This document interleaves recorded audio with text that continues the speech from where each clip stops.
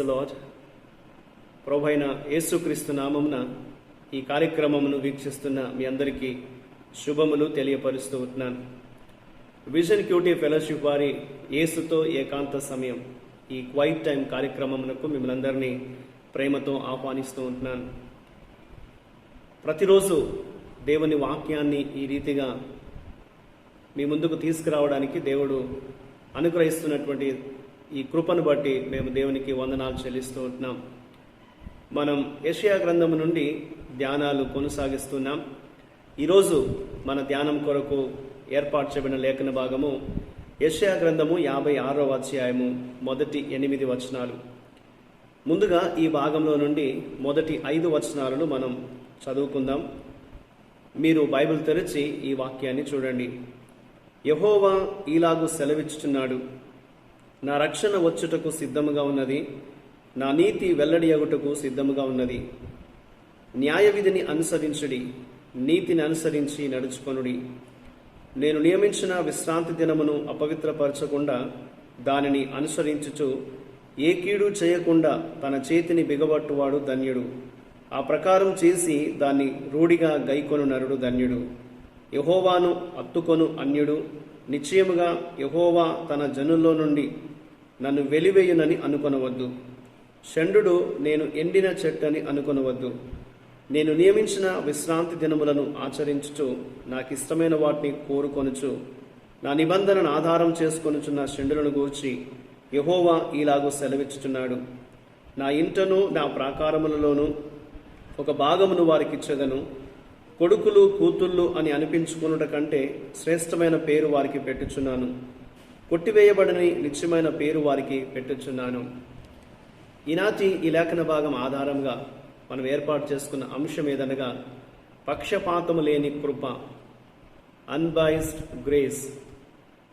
దేవుని వాక్యంలో ఈ యెషయా గ్రంథం 56వ అధ్యాయం మనం చదువుకున్నటువంటి లేఖన భాగంలో ఇందులో ఉన్నటువంటి విషయాల్ని మనం ఆలోచించినప్పుడు ఇందులో కనపడే సారాంశం ఏంటనగా, ఇంతకు ముందు ఉన్నటువంటి పాత చట్ట ప్రకారం అన్యులు కానీ నపుంసకులు కానీ ఇశ్రాయేలు సమాజంలో సభ్యులు కాలేరు.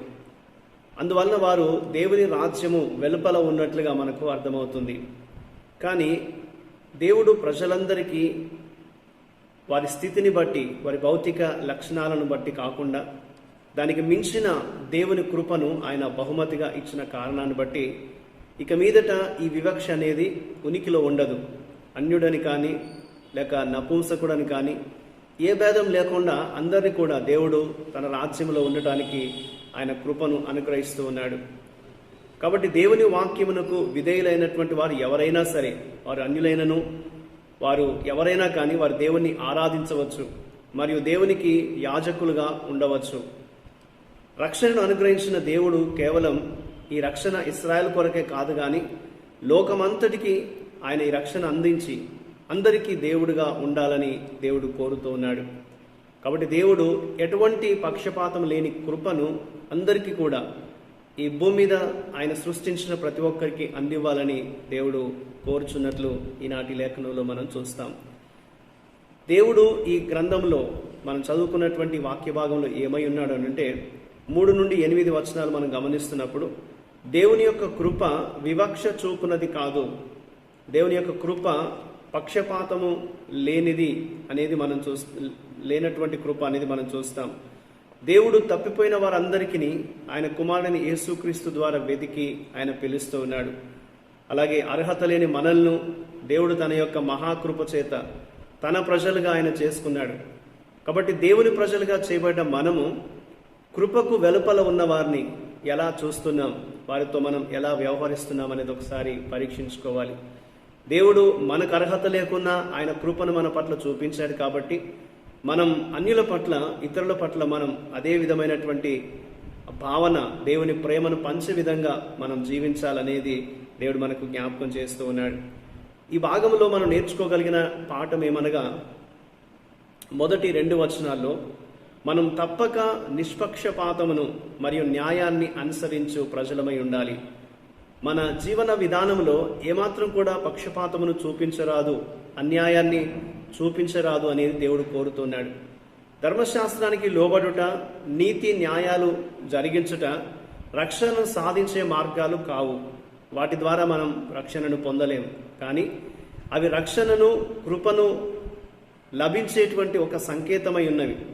అంటే మనం రక్షించబడిన తర్వాత మనం వాటిని ఈ లోకంలో చూపించవలసిన వారమై ఉన్నామని దేవుని వాక్యం జ్ఞాపకం చేస్తుంది. మనం చేసిన మంచి క్రియల ద్వారా మనం రక్షణ పొందము. కానీ మనం రక్షణ పొందిన పిదప మంచి క్రియలు, న్యాయాన్ని జరిగించేటువంటి వారంగా ఉండాలి అనేది దేవుడు మనకు జ్ఞాపకం చేస్తున్నాడు. అందువల్ల మనం దేవుని రక్షణ మరియు యథార్థతపై నమ్మిక ఉంచి మన జీవితాల్ని న్యాయంగా, యథార్థంగా జీవించాలి. దేవుని యొక్క యథార్థతను మనం అనుకరించాలి. కాబట్టి నేను దేవుడు ఆశిస్తున్నట్లుగా న్యాయంగా, అలాగే నిష్పక్షపాతంగా ఉన్నానా అని ఒకసారి మనల్ని మనం పరీక్షించుకోవాలి. కాబట్టి ఈనాటి ఈ లేఖన భాగం ద్వారా మనం నేర్చుకోగలిగింది, మన జీవితాలకు అన్వయించుకోగలిగింది ఏంటనగా, దేవుడు మన పట్ల ఎంతో కృప చూపించాడు. మనల్ని ఆయన ఏ విధమైనటువంటి పక్షపాతం లేకుండా ప్రేమించి ఆ రక్షణ మనకు అందించాడు. అది మనకే కాకుండా ప్రతి ఒక్కరికి కూడా తన రక్షణను అందివ్వాలని దేవుడు ఆశిస్తున్నట్లు ఈ లేఖనం మనకు తెలియజేస్తుంది. కాబట్టి దేవుడు మన ఎడల ఎలాగైతే ఆయన నిష్పక్షపాతమైనటువంటి ప్రేమను చూపించాడో, మనం కూడా ఇతరుల పట్ల అదే రీతిగా వ్యవహరించాలని దేవుడు ఆశిస్తున్నాడు. ఎవరిని కూడా మనం వెలివేయబడిన వారిగా చూడకూడదు. అందరినీ మనం చేర్చుకోగలగాలి, ప్రేమను పంచగలగాలి, న్యాయంగా మనం మసులుకోవాలి అనేది దేవుడు మనకు జ్ఞాపకం చేస్తూ ఉన్నాడు. అంతేకాకుండా దేవుడు ఏదైతే మనకు ఒక మాదిరిని చూపించాడో అదే యథార్థతను, అదే న్యాయాన్ని మనం మన జీవిత కాలంలో కొనసాగించాలనేది దేవుడు జ్ఞాపకం చేస్తూ ఉంటున్నాడు. ఈ లోకంలో దేవుని పిల్లలముగా మన పట్ల దేవుడు చూపించినటువంటి ఆ గొప్ప ప్రేమను ఇతరుల పట్ల మనం చూపిస్తూ దేవుని రాజ్యంలో మనం ముందుకు వెళ్ళాలి అనేది దేవుడు మనకు జ్ఞాపకం చేస్తున్నాడు.